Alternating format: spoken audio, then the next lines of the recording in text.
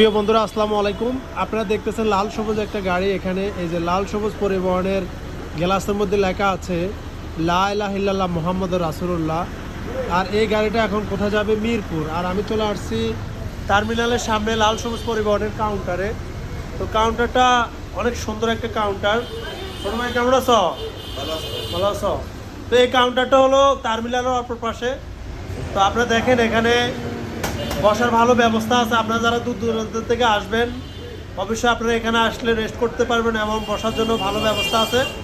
আর আপনারা অবশ্যই ভিডিওগুলা শেয়ার করে দিবেন আপনাদের মাঝে যাবে। আর আমাদের সাথে আছে আলমগীর ভাই। কেমন আছেন?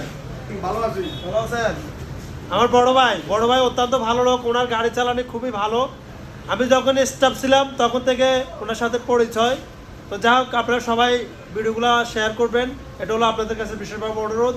আর এই যে দেখেন কত সুন্দর লাল সবুজ পরিবারের একটা গাড়ি। এই যে লেখা আছে, প্রত্যেকটা গাড়ির গ্লাসে লেখা আছে লা ইলাহা ইল্লাল্লাহ মুহাম্মাদুর রাসূলুল্লাহ।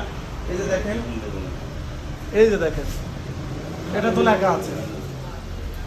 লেখা আছে, দেখছেন? আরো আছে।